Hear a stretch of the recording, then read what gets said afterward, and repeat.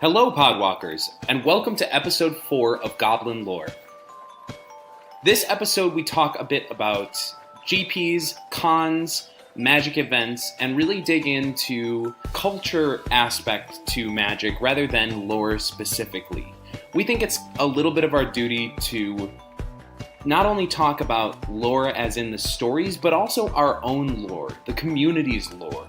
You know, the things that we do, the stories that we create, and the good times and the adventures that we all have together. And we want you to be a part of that. We want you, if you've never been to a Grand Prix or a Pro Tour or a Magic event, come out to one when it's in your area. It's a lot of fun, and we're going to explain to you why. We think this is a really important one because GPs and cons for us have been where we've made some of our best connections. This is where we all met to begin with. So I hope you enjoy. Hello, Podwalkers, and welcome to the Goblin Lore Podcast. I'm your host, Joe Redeman. You can find me on Twitter at Fyndhorn. That's F-Y-N-D Horn. You are listening to episode 4 of the show, where we are talking GPs, cons, events, Magic open houses. We're going to talk every sort of event that we can think of in the Magic community and why they're important, what we do with them, helpful tips for them. And this is especially cool because for us, for the members of the Goblin Lore Podcast, we're getting a GP at the end of this month, GP Minneapolis, back to back with a Pro Tour as well. So I'm going to have my two co-hosts introduce themselves, and I want to ask you guys, what would be your ideal event to plan or host at a GP or a con? I'm Alex Newman. I'm on Twitter at Alexander New M. And what I want to do at a con, or a GP more likely, just because I think it'd be ridiculous, is a triple Dragon's Maze draft. I managed to find a box really cheap, so I actually have the box of Dragon's Maze that I would need to do this. I just need to find several other unfortunate souls to do it with me. And with that note, I am Hobbes Q. I can be found on Twitter at Hobbes Q. For me, I would probably want to combine something. I mean, it's kind of funny. I'm actually probably going to do this for GP Minneapolis, which is combine like having a barbecue or some sort of food event with Magic. So the Magic part of it could be anything. It could be drafting. It could be a cube. I don't really care. I just really would love to cook for people. I mean, that's what I enjoy doing. So the people who came over last time I did an event at my house, I made homemade enchiladas for everybody, including making me my own salsa. And I really just love cooking. And so to cook for Magic players is just something I really love to do. So my ideal event that I'd love to plan or execute or host would be some sort of lore crafting session. I really have been getting into writing fanfic and sort of theory crafting, where you sit down and you sort of think about okay, well, we don't know why, we'll get into this in a later episode, I'm sure, but why Emrakul sealed herself in the moon. Why is it that happened? And how did she rewrite one of Tamio's story spells? I would love to sit down with a bunch of other people who nerd out about stuff like that. And basically, if you've seen the meme of Charlie from It's Always Sunny in Philadelphia, wide-eyed, pointing at a corkboard with all these pieces of yarn connecting pictures, no, it all connects, see? That's basically what I want to do for a whole day. I think that's kind of who you remind me of just on a regular basis. Oh, that's one of the best compliments you've ever given me.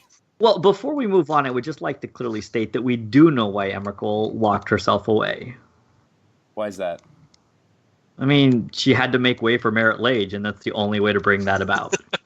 Oh, this is not a Merit Lage podcast. We're not doing this here. So one place that Merit Lage won't show up in the near future is at a GP, at least in Minneapolis. And so I want to ask you guys, specifically because you guys have a lot more experience with, GP, which for those of you who've never been to a bigger Magic event, it stands for Grand Prix. It's just a a big tournament that happens, and there's a lot of other side events. There are vendors who come and bring cards. They bring supplies, sleeves, deck boxes, play mats. There are artists who show up and they'll do commissions. They'll design tokens. They'll do custom, drawings for you. They'll alter your cards. There's a ton of stuff that goes on at a GP, aside from all the stuff that gets planned off-site, which is where the real action happens. But I want to ask you guys, GP Minneapolis, the last time it was around, was the first time I've ever been to a GP. So what is it about a GP that is a super fun thing to go to? If you were talking to somebody who's never been to one before and you're trying to convince them to come out for it, what would you say? What is the big draw? Well, I think what's really funny is the fact that you listed kind of all the stuff that happens at a GP and didn't even talk about the fact that usually there's also an actual big tournament that's going on. And I think that speaks to the fact that ideally GPs are starting to become more than just what they started with, which was a big Magic event. That's all they really were. They were just a way to have an event with 1,000 people or more. They become a lot more of an experience, and I think, or at least that's what the good GPs are a lot more of experience rather than just a tournament. And one thing to keep in mind, and this is a perfect timeliness because I have a new roommate who I've been trying to convince to come to GP Minneapolis this year because he has just skipped the last several. And one of the misconceptions he had that may or may not be common, but helpful for people listening, there is an entrance fee for the main event. Like there's a cost for the main event. There's a cost for the side events, but there's no entrance fee for the hall. You can just walk in. Unlike, say, a convention, which we can talk about a little bit more later, how those differ from GPs or are similar, because there's becoming more similarities. But you can just go to the main event, or you can just go to the event hall, walk in, buy some stuff from the vendors, visit the artists, go find other Magic players to play games with, and then leave. And you don't have to pay some big event, organizer a fee. One of the things that I love to do, and I think is the thing that finally tipped my roommate into coming, is I'll go to the artists. You mentioned that, Joe, that the artists are there and they have prints and they have things, but what I love to do is collect tokens, different fun tokens that I can use with my commander decks. I play a lot of commander. I play a decent amount of, I have several cubes as well, so I have a lot of various weird tokens that I need. And I love to find ones from artists rather than some of the official ones, because then it has unique flair to what I'm doing. Yeah, and I would like to just, while we're talking about that, I would just like to point out that actually that whole concept, especially artists both being at events at a much larger scale and doing something like tokens is actually, it's fairly new. Back when I went to kind of my first big events for Magic, that really, there might be one artist. They were just really doing kind of some signing. They may scribble a little bit on your card. Adding kind of having artists there is actually a very new thing. And then artists being there and signing cards and having these tokens is even newer. And the tokens in particular, I really want to just make sure to give some credit to RK Post, who is really the artist who I believe spearheaded this doing tokens and selling those, because I think it's genius. I think it's actually really, really smart what he kind of did. Yeah, absolutely. And I went to, I think it was RK Post's booth when I went, and that was the year that Prince passed away, and RK Post was selling specially made Prince. It was a limited edition. Like, I think he only made 100 Prince Vampire Knight tokens. And he had like a limit of how many you could buy. But it was like this super cool thing where it was a really relevant thing to our GP, to our experience. And, it's even better that I can use it in EDH because I have an Edgar Markov deck. But it's cool to have that sort of, that little bit of art that, like almost like a band tour t-shirt, a concert t-shirt, where it's like, I was there. This is a thing that you could only get during this experience, really. that to me was a fun aspect of that. And I know at some point we'll have to get on like, Vorthos Mike or somebody else who's super into the artist world to talk about that. But the art booths are one of the best parts of it, in my opinion. But I do think there is that draw of trying to constantly find games to play. Has that been your guys' experience? Because when I went, it seemed like there's so much happening that that part of it is like I want to do all of it, but part of it is like I can't, I'm here to play Magic, right? What's that tension like, that push pull for you guys between doing events, or between like either playing in events or just being there for the experience and the ambiance and the checking other stuff out? For me, the first Grand Prix I went to was Orlando in 2014. So it was right after Khans of Tarkir came out, and it was limited. So I was like, I'm going to play the main event. I'm going to, make my sealed deck out of Khans. And I went and I played like 4 pre-release events. I did the release weekend, and then I went to the GP like, all right, I'm ready. I bought a box and cracked the whole thing into sealed pools and built sealed pools for it. So by the time I sat down at the GP, I'd built 12 or 14 sealed pools in the format. So I was ready to play, and I did okay. I think I dropped out in round 3 or 4 and realized that personally I just had more fun when I was doing other things. That's me, because I'm not a terribly competitive person. For some people that would be fun. For me, it was much more fun to go do a side event or to just find a random game with people. And I would say that, I've attended kind of for both reasons.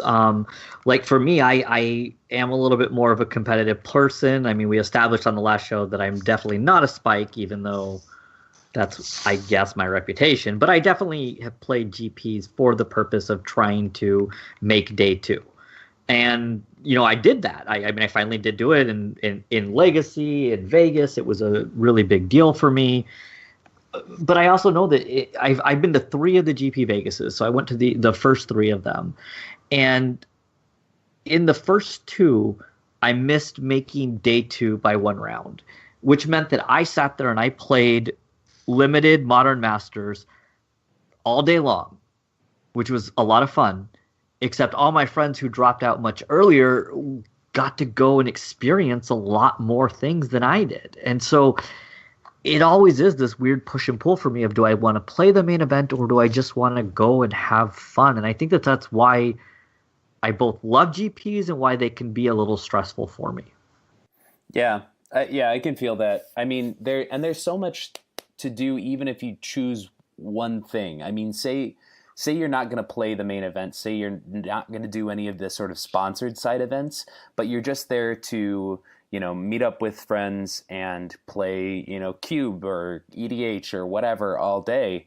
I mean, there are so many things. I just remember the day that I think it was the Saturday of GP Minneapolis last time, and everybody was rotisserie cubing bright and early. As soon as the hall had opened, there was all the cards were spread across the tables, and it was rotis cubing with Nate Weber and everybody. I mean, and then there's your promo cube, Alex, and the modal cube. And Jeff Good had brought his creatureless cube, and that just takes up a whole day just to play. I mean, if you're going to play it out, to play, 2-3 cubes? Yeah, no, there was a day last year that I did that. Went from cube to cube to cube, and then I was like, oh, now it's time to grab some food and then go home. Can I ask, Hobbes, because you have done a main event. Let's start there. It is the center point of what a GP was originally made for.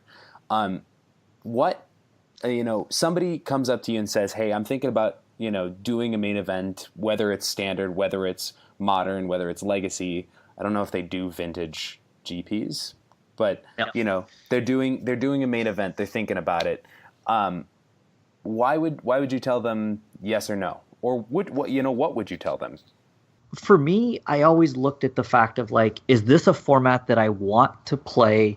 And is this a format that I would have fun trying to go deep in an event? It's a challenge thing. It's the competitive side of me. So GP Vegas, became the largest of Magic events. I mean, the first GP Vegas, they had no clue what was going to happen. I mean, they have never had an event like that before. And I've seen the evolution of how they run GP Vegas in particular, and just trying to prepare for basically, it has grown in some ways into Magic's version of a con. There's been a lot of discussion about this, like Magic having its own convention where we do nothing but kind of celebrate Magic. But the whole point of that would be not just having a main event. It would be having multiple things that are going on. It'd be having panels. It would be having an artist row. It would be having other experiences to do.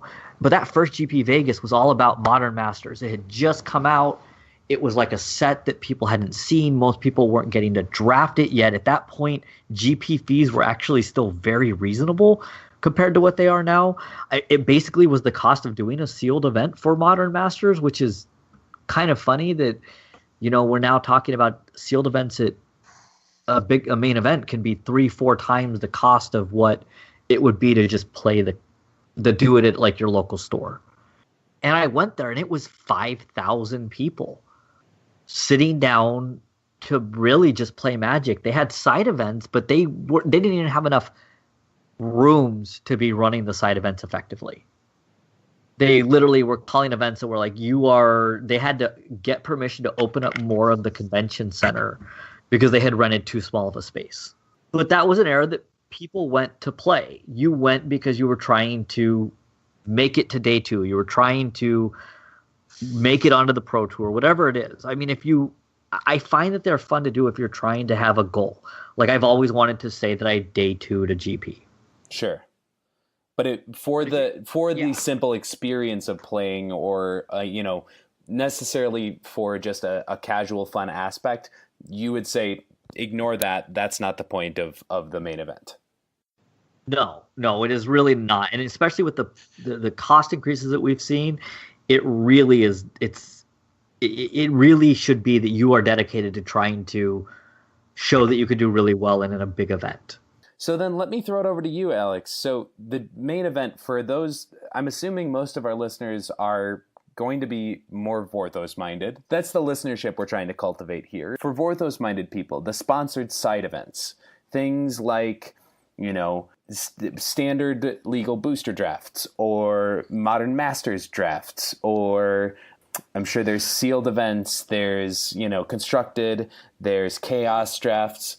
Is that a place that you have done an event? And is it something you'd recommend for a casual first-time person at a GP? It's something I'd recommend for anyone to take a look at, because and the way these events are set up, they're 3-day. Most of them are 3-day events. Some are 4, but they start Friday, run Saturday and Sunday. Well, the main event starts on Saturday. So even for the competitive players, if you get there early enough, you can go do side things and more casual stuff Friday, and then show up Saturday morning to be competitive in the main event. But there's a lot of stuff going on in side events, and we just say sides as a shorthand, but you've got the on-demand things, which are going to be like the standard legal booster drafts, your standard, your modern. Those are the really conventional things that you could do at a store, but they're firing them every time they get enough people to do it. You get 8 people, draft. 8 people, draft. And for some of the Modern Masters events, those have been great because it's a really good way to go through Modern Masters product. If you really like that format, just on demand. You go, they stand you in a corner as soon as you have 8 people. All right, we're going to a table. You guys are going to play. But they also have scheduled events too. And they have some scheduled ones that are standard or sealed and things. But that's where they do some of these just different things that it's really hard to do in a smaller place. It's hard for a store to run, but because the Grand Prix are such large scale, they can do things like, when I went to GP Orlando, I did a Ice Age sealed event. We got 4 packs of original Ice Age and 2 packs of Cold Snap, and we built sealed decks. And it was me and a bunch of other players who've been playing since the original Ice Age. I think there were like 12 of us. And we just hung out for, a couple hours and played rounds. And then they had a judge assigned to the event. And because there's only 12 players, he didn't have much to do. So he just kind of hung out too. So we were all just chatting. That was a lot of fun. And so, they've also started adding even some really random events that you're just never going to see anywhere. Like build a box of sealed. So you get a literal booster box of a set, and you get to build a sealed deck out of that entire 36 packs. And you still only have 50 minutes to build, if I remember correctly. Yeah, or I think last year, didn't they do, I can't remember what they call it. It was like Big Spender or something. And it was like Modern Masters 2, original Zendikar, like all of these. It's like it was 6 really expensive booster packs. Yeah, and I think those are some of the places where I think our creative minds, might enjoy playing the most, because you do have that opportunity for crazy weird formats. I think this is where some of that mel quality comes in, where you see, like, especially a chaos draft where somebody has a pack of alliances alongside a pack of gatecrash, and you're thinking about, okay, what synergies could be possible between these things. So with the sanctioned events out of the way, what do you find yourselves doing? If you're a new person coming to a GP for the first time and you don't really know anybody, or you haven't sort of made friends beforehand that you're coming to meet, and you see somebody breaking out a cube, how would you go into that social encounter and, ask to play and ask to meet people and ask to get engaged? Because I think that's a big thing that gives a lot of people anxiety too, or worries people, is I would love to play with some of these people who look like they're having great experiences, but I don't know how to broach that. Well, for me, I can tell you, as someone who has social anxiety, it would be difficult to just walk up to somebody. But how I've kind of done that is I sort of backed into it. When I went to GP Vegas in 2015, there was the Command Zone podcast. Is a podcast I love to listen to. Those guys love the Commander format, and that's most Magic that I play. Well, they were doing a big event at one of the hotels over there. So it's like, any listener, just come show up. So I went and just showed up.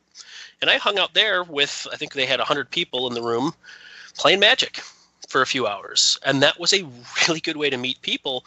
And just throughout that weekend, I'd see people I saw at the event. Hey, you guys playing Commander? I'd go over and join them. On Sunday of that event, I got to cube draft for the first time in my life, because 4 people, there was a group of 4 that came from Toronto that I had played Commander with. Well, they were looking to get 8 people so they could cube. They saw me. They're like, hey, come on over. So I joined them. They got a couple other people, and we fired an 8-man cube. Do you know what's really hilarious, Alex? What's that? We were both in that Command Zone room together. Oh, yeah. See, and what's really... But I did not know you then. No, and I ended up meeting, I think, both of you guys through Jeff Good at GP Minneapolis. Yeah. It's funny that a guy who lives out in the Northeast introduced a bunch of Minneapolis Magic people to each other. Yeah. Right. Because I also I went to that event, like you're saying, and I found that things like Vegas, where there's something like that going on, that to me, you kind of mentioned the question, Joe, like, I am considered a pretty outgoing person by most people's standard, but I actually have an incredibly tough time with doing that. When I moved to Minneapolis, one of the only things that helped me kind of get connected in with the Minneapolis Magic scene was actually because of social media, where I had met enough people that I felt comfortable, because I had gone to some stores and I found myself just kind of standing off to the side, hoping that somebody would start the conversation with me first, like, just try to look like I'm open to a conversation, which I will tell you, based on the fact that I teach social skills for a living, is the least effective way that I would tell somebody to try to start a conversation. But I was, the Magic is something that I knew that I am very comfortable with, no in and out, and I still felt incredibly uncomfortable, and GPs could just magnify that. I think that for me, I have to have had like some sort of social media presence or a connection to a group before I would ever feel comfortable approaching people to play a cube. Yeah, and I think that's right. I'm trying to think of if there was a moment like that for me, but I know that more so I got involved when I showed up to an event at Mead Hall in downtown Minneapolis, and started meeting some people and got Twitter handles thrown at me that I wrote down and later followed, and we started getting connected, and then I eventually went to the GP. But yeah, I mean, I think that is actually a great thing, though, is that we do have the social media quality. There are hashtags you can look up. There are people that you can, tune into their feed and see like, oh, hey, this person that I at least have some sort of connection to, even if it's, I mean, I'll say for us, I think I can speak for all of us that when we're at GP Minneapolis this year, if you listen to the podcast, come up and say hi. Like, come up and ask for a game of Modern or Legacy or Pauper or EDH or whatever, and we'll jam. Like, it'll be awesome. Well, yeah, or we'll hang, or we'll say, hey, we're heading over to wherever, and we're gonna go grab lunch. Like, come hang out with us. And that's a totally legit thing, because this is, to me, this is a chance for people to get connected. I think that's what I found the most at the GP. That was the moment where I went from feeling like somebody who sort of was, peeking around at the Magic community and sort of considering getting back in. I saw some events. I did some things. I played a little bit here and there, to being back in full tilt and immersed in loving it. I think that weekend is where it changed for me. Yeah, and that weekend in Vegas was the first time that I really, truly felt part of the greater Magic community. I mean, I have a local store I go to here a lot, and while I knew people at that store, I knew people at Dreamers. I was a regular customer there. We all knew each other. That was not part of the Magic community as part of the Dreamers community. At GP Vegas, I was part of the Magic community, and it was incredible. And I love going to these events now.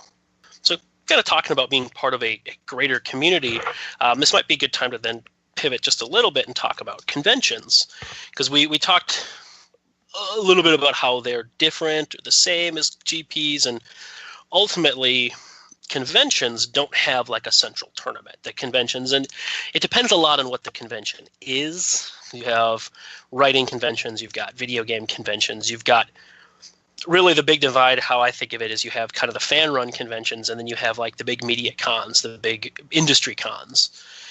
Your Comic Cons are all industry cons. Your PAX events are all industry cons. There's a lot of similarities between the two. There's panels at all of them. There's vendor rooms at most of them. But your fan cons are usually smaller in hotels.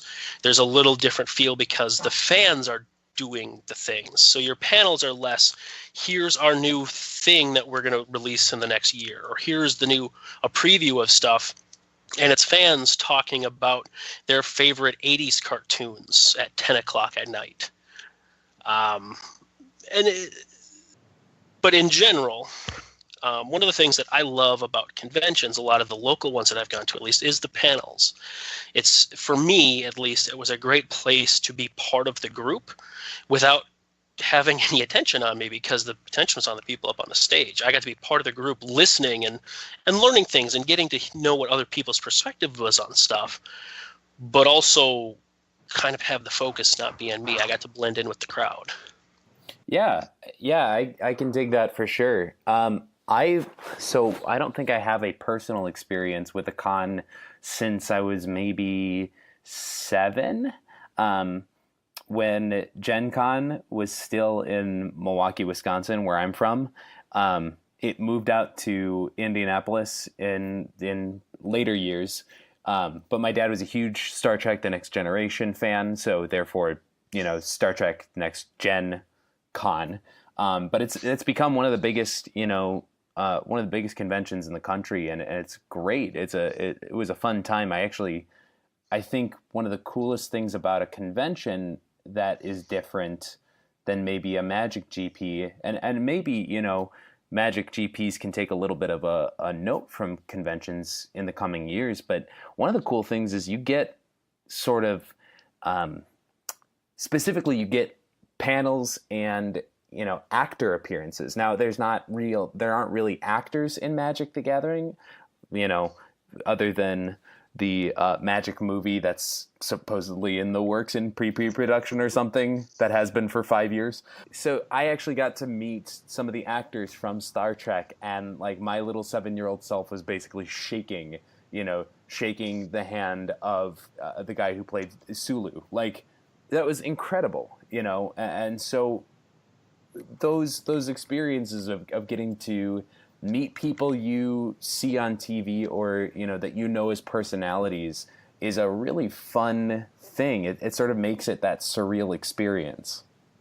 A lot of the conventions I go to are a little more writing centric too, and so like I had a similar experience a couple years ago when I got to go to a lot of the ones that are like science fiction fantasy writers.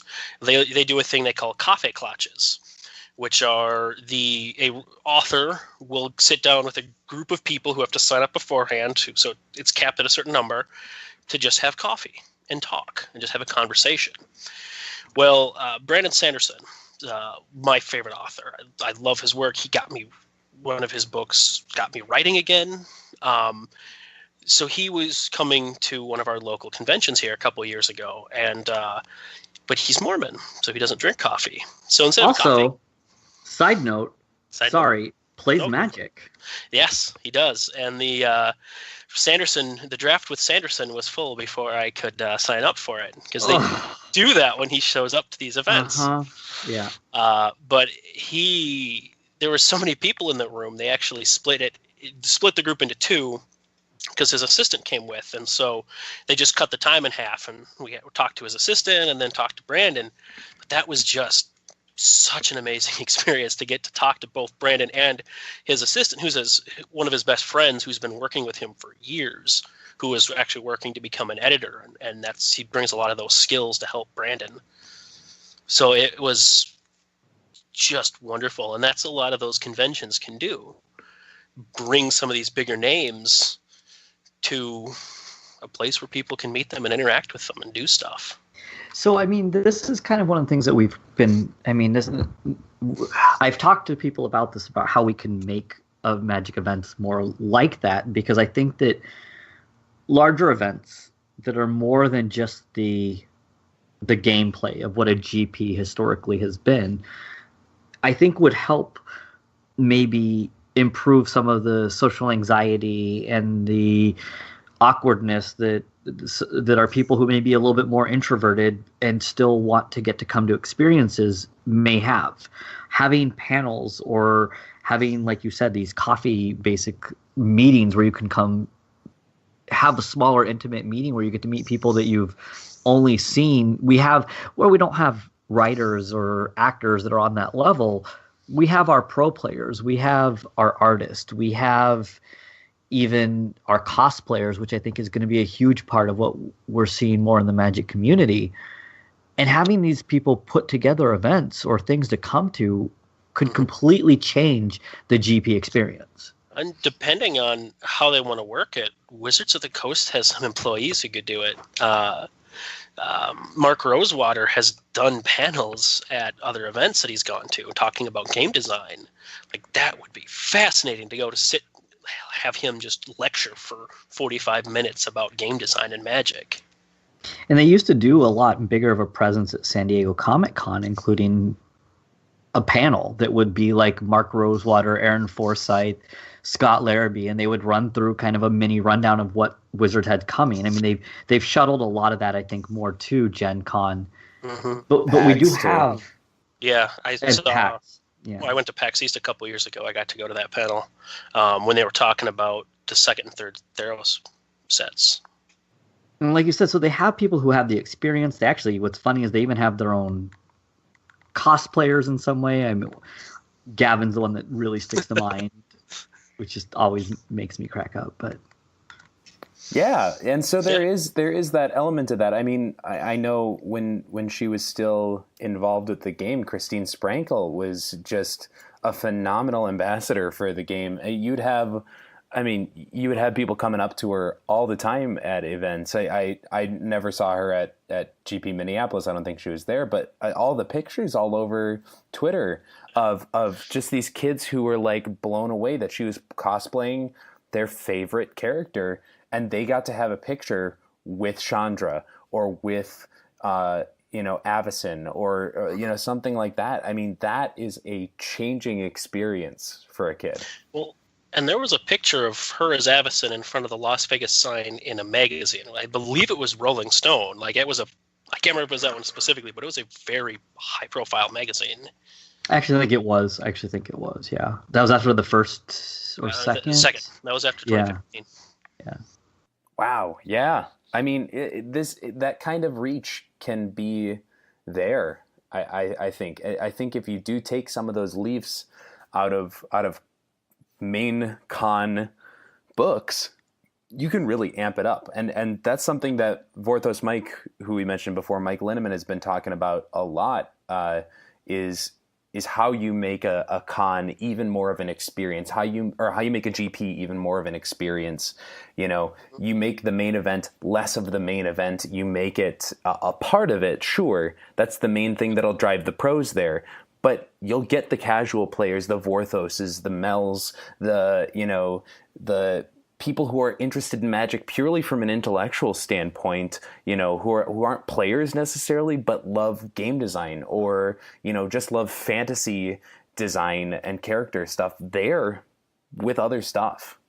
Yeah, well, you make it a feature of the thing rather than the focus. And there's a lot of room for panels and things too, like what we're doing right now. We're podcasting. There are so many podcasters in our community. They could easily have some podcaster volunteer come in and talk about, here's how you do it. Here's how you balance the sound and the technology and how you start your own podcast. Yeah, have somebody like Saffron Olive talk about how you be a moto streamer. Yeah. There's a lot of different ways to engage with the community, and as many ways as there are to engage in the community or be a part of this community, there is a list of panel topics that you could get people in to talk about. And it may be that we need to be doing that at something like specifically like a Vegas, where it's not every GP, because you always have fatigue and burnout. Yeah. So, Alex, one thing that you mentioned when we were doing kind of the show notes for this that I would really like to spend some time for us talking about is kind of this idea of like we've talked a lot about mental health on this cast already, but I think the last cast when we did the trauma, you talked a little bit about your own experience with anxiety, and I know that with social anxiety in particular, that can be something that really limits somebody's experience, especially going to even getting through the door of a big con or a Magic GP. And I was hoping that you might be willing to kind of talk a little bit about your experience. Hobbes, that's a thing that for a long time, to kind of go back just a little bit, conventions are a thing that I wanted to do forever. Like, I heard about the Comic Cons and the PAX. These are big events that I thought sounded really cool, but before my anxiety was diagnosed, I just knew I couldn't do that. I just knew that wasn't a thing that I could do, despite the fact that I really wanted to. So what you're talking about being a limiting factor getting in the door, like literally it prevented me from even looking at the feasibility of going to them. But fortunately, I was diagnosed and I went through a year of therapy, and within a few months, I went to my first convention. And it was quite a nerve-wracking experience for me. Well, I just kind of felt sick in my stomach the whole time, but I was also quite euphoric because it was just amazing to be in this place and just sitting in that room. And that's why I think one of the reasons why I love panels at conventions so much, because it gives me a place, at least for me, I know it's different experiences for different people with social anxiety, but I've never had a lot of trouble with crowds, usually. Because being the the overweight white guy, I blend into a crowd real easily. So the panels were perfect for me to go be part of the experience without feeling threatened and singled out. That con, in fact, was an amazing experience because they have really good on-ramp, like to try to get people involved if you want to be involved. They have, because it's a single track and there's so few people, they take meal breaks. A lot of these conventions, it's like half an hour to 15 minutes between each thing. And so if you want to do stuff, you have to skip something to go grab food. At 4th Street, they have a 2-hour meal break. And they're like, hey, you guys don't have anyone to eat with. Come find one of us, and we can all go as a group. And for me, I lived in the area, so I knew where the food was. First 2 days, I just didn't do that. I skipped that. I went and grabbed food by myself because that allowed me to spend time on my own, to decompress, to get back some energy as an introvert, and then go back into the experience. But then Sunday was when I decided if I spend 2 days skipping the meals with other people, Sunday I'm going to grab lunch with a group. By setting a small step for myself, I was able to slowly ramp into it over the weekend, get more comfortable in the group, and then go with, I think there was like 12 or 15 people. So even if you're eating with 12 people, the focus isn't on you, not very much. You can just sit back and participate and be passive participant. So I think there's some good things there. With a GP, it's a little bit a different experience. I know personally, Magic taught me how to talk to people. I started going to my local store and playing because I discovered that Magic gave me a game between another person. So if I didn't have the capacity to have a conversation, I didn't have to. There was no expectations of that. So I'd say if this is a thing that sounds interesting to you and you have some social anxiety and you can get yourself to that event hall, sign up for some side events. Do a draft. You'll sit down and play. And especially if you've been going to a local game store, the mechanics of that experience are the same, but you're going to be in this big hall of people, and you can slowly kind of get yourself acclimatized to that, and then you can start looking to take other small steps and kind of make some progress towards whatever goals you might have at the event. One thing that you said really kind of stuck out to me, which was this concept of, you said you needed the time as an introvert. And I think that a lot of people generally would be like, well, why would an introvert ever be going to a con to begin with? And I was hoping that you might be able to kind of shed some light on that. We can kind of talk about that a little bit. Yeah, and one thing to keep in mind is, taking that point from you, that an introvert doesn't mean that you don't go out. I think introvert versus extrovert is kind of how you get your energy. I am actually an outgoing introvert. I really enjoy conversation. I like talking. That's why I'm doing a podcast. But I'll tell you, when we're done with this call and we're done and hung up, I'm going to spend at least an hour sitting in my room doing nothing, talking to no one, to kind of recharge. That's how I get my energy back. So it's funny that you mentioned this because so the very first time I ever really had experience with kind of some sort of like psychological testing or anything of that nature was actually at my high school. So I went to a Catholic school. Well, my senior year, they had us kind of do like a career development type class in our quote unquote religion course. And so we did a Myers-Briggs type test. So people that don't know, Myers-Briggs is this idea that it's a personality type inventory. It gives you kind of ratings on different scales. If you've ever seen in a dating profile or had somebody say, yeah, I'm an INFP or an ENFP or one of those, they're really referring to what's called Myers-Briggs typing. And so I did this test and I came back with almost exact 50-50 split on extrovert and introvert. So once again, talking about that idea that's really funny that people want to know what an INFP is versus an ENFP, and these all just sound like random things, but they're dimensions that we once again treat as categorical things, kind of like we were talking about on the very first episode. And I think this was the first time that it really stuck to me that things weren't all or none. Like, I'd been considered an extrovert my entire life. I would go and do these things and I would be the person that's jokey and talky, and I would be the center of attention, and I would leave there and just be completely drained for hours on end. And the first time I ever noticed that was looking at this, and I learned a little bit more about like extroversion and introversion. And I think Alex hit a really good point about it is being an introvert doesn't mean that you want to necessarily not have human contact. It might mean that you like to do some things on your own. You like smaller groups, but you can also really enjoy conversation and being amongst others. You just don't get energized from it the way that an extrovert might. As a kid, my parents, very quick story, to try to help give the kids, allowance and also curb behavior, they had each day we had a kind of a goal, a thing that we would try to do. So mine was to not talk a lot. Or not to not talk a lot, but to not annoy people with the amount that I talked to them. Despite the fact that my entire life I've scored as an introvert.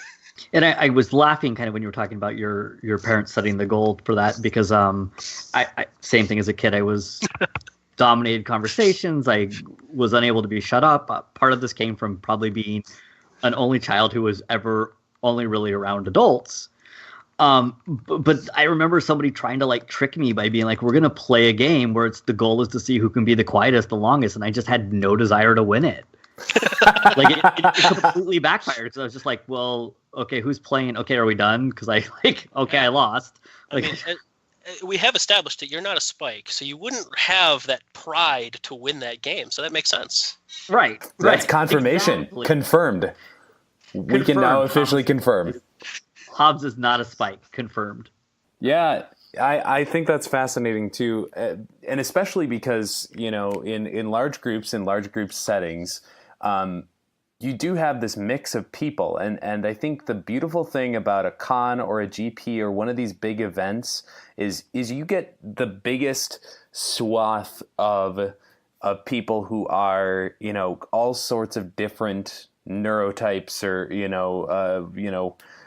tendencies, all of it. And I think that's a great thing too. I mean, thinking about the way that that a GP is structured is you have all this opportunity. You have all of these different things you can go do. You can, if you're getting tired of interacting with people and playing, and cubing or EDHing, you can go wander off by yourself and go just stare in people's card cases, at the vendors. You can, go just check out the art. I mean, if that's starting to overwhelm you, you take a break. If you need more and more action, there are people talking about it all over the place. Find a group to jump in with or just start chatting with, or, go watch the coverage booth. I mean, there is so much for everybody.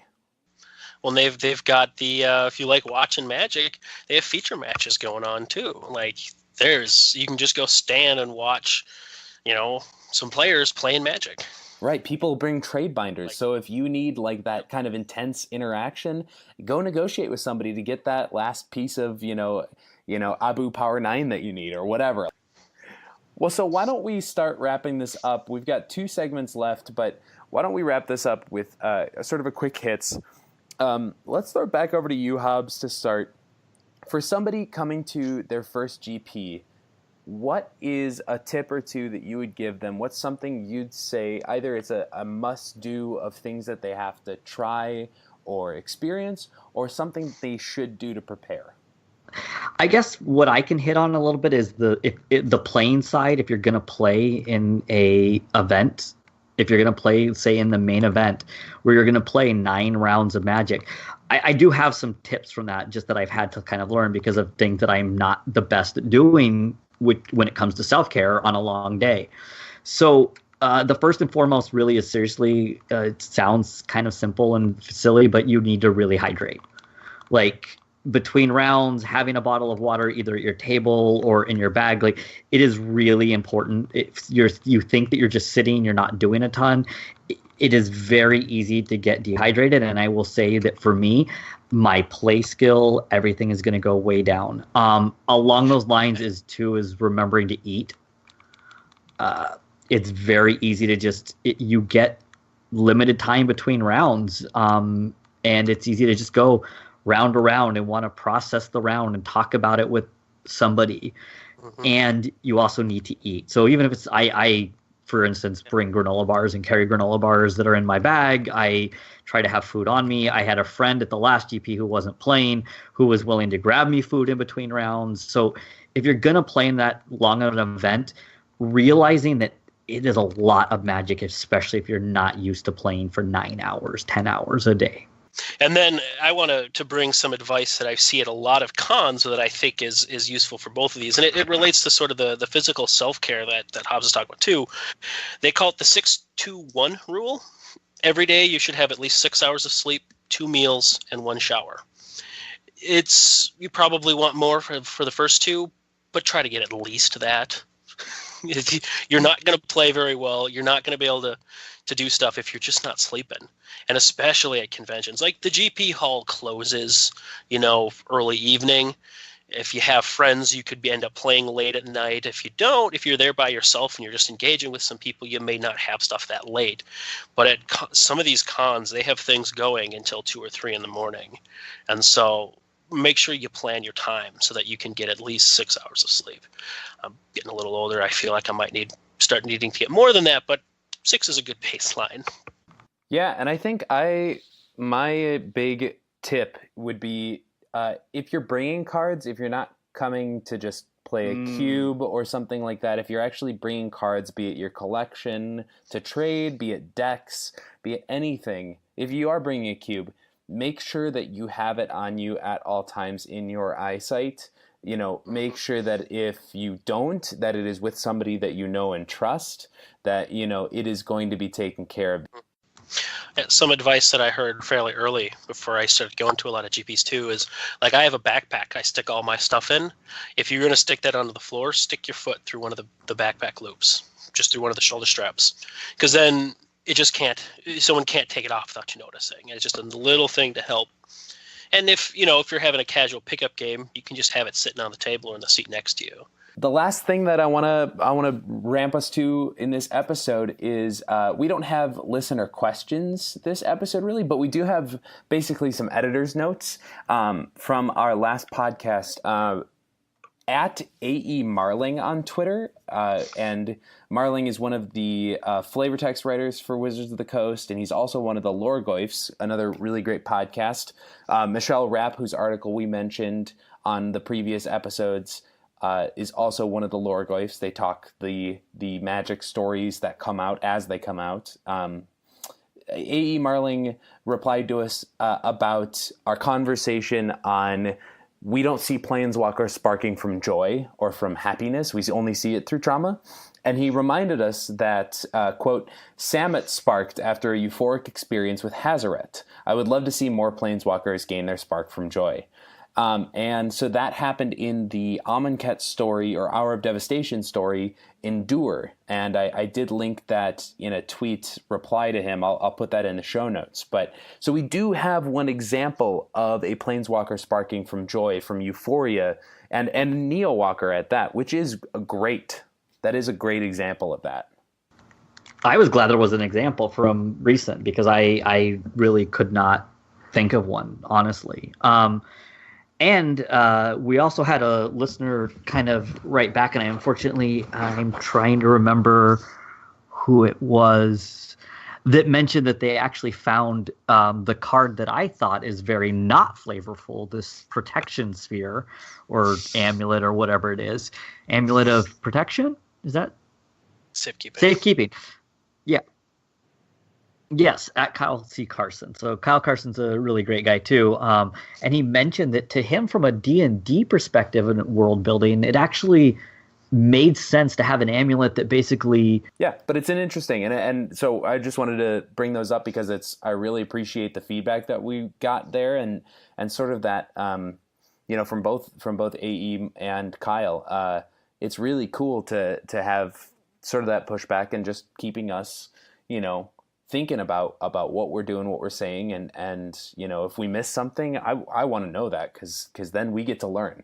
That is one of my biggest things, one of my biggest philosophies as a teacher, as a content creator is I'm not infallible, and I know you guys sure aren't.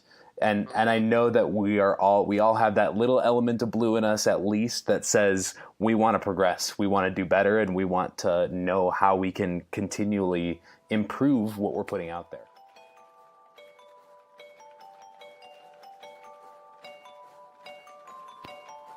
That's our show. Thanks for listening, Podwalkers. Remember, you can find the podcast at Goblin Lore Pod on Twitter. You can find Joe Redeman at Findhorn. That's Fynd Horn. You can find Hobbes Q at Hobbes Q.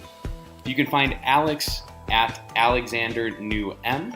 You can email any questions, comments, concerns to goblinlorepodcast@gmail.com. And you can find us on iTunes, SoundCloud, Stitcher, Podbean, Google Play, and any other place that you can find podcasts. One final note, we are going to be at GP Minneapolis this summer. There's a variety of events that'll be going on, so stay tuned to our Twitter channels, and we'll be keeping you updated on where we're going to be and what we're going to be doing, the events that are going on. Please come up and say hi. Stop by and just introduce yourself. And also know that we are going to be doing some recording at the GP, so we might be able to ask you a couple questions and get you on to an all-listener, all-community episode to air sometime after that GP once we hit August. Thank you all for listening, and remember, throw enough goblins at any problem and it should go away.